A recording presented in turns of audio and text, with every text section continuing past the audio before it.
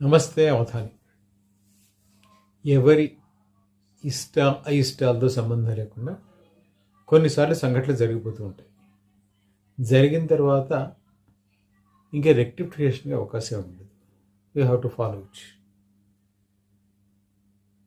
భారత రాష్ట్రపతి కార్యనిర్వాహక అధ్యక్షుడు మాజీ మంత్రి కేటీ రామారావును ప్రాసిక్యూట్ చేయడానికి గవర్నర్ విష్ణుదేవ్ వర్మ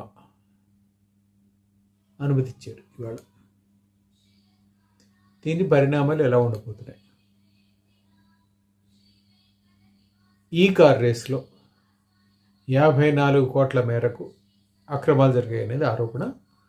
కాంగ్రెస్ గవర్నమెంట్లోకి రాగానే దాని మీద విచారణ మొదలైన తర్వాత వరుసగా పరిణామాలు అనేవి సంభవిస్తున్నాయి.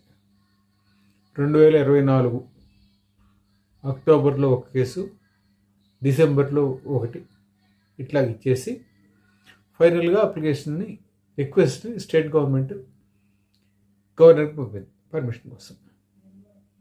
ఆ పర్మిషను ఎప్పుడు వస్తుంది అనే దాని మీద సందేహాలు చాలా ఉన్నప్పటికీ మొన్న ఎలక్షన్ టైంలో, జూబ్లీహిల్స్ బై ఎలక్షన్ టైంలో దమ్ముంటే నన్ను అరెస్ట్ చేయండి అని చెప్పి కేటీ రామారావు సవాల్ విసిరాడు.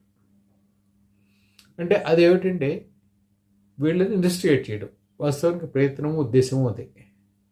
అరెస్ట్ చేస్తే కొంత సింపతి వస్తుంది పార్టీకి అనేది ఒక ఆలోచన అయి ఉండొచ్చు. బట్ ఎవరి వ్యూహాలు వాళ్ళకు ఉంటాయి కదా. Same is the case with Revanth Reddy. అతని వ్యూహం అతనికి ఉంది.